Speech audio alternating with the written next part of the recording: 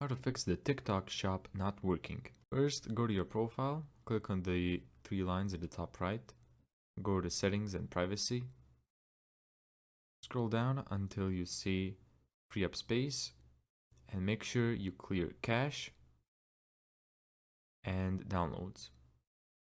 And then go back and try to open your TikTok shop.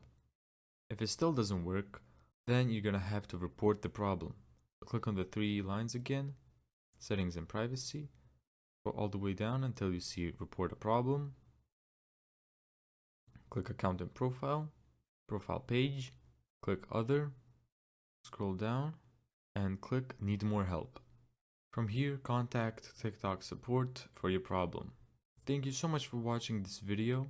If you found this tutorial helpful, make sure to give it a thumbs up and subscribe. And as always, see you in the next video.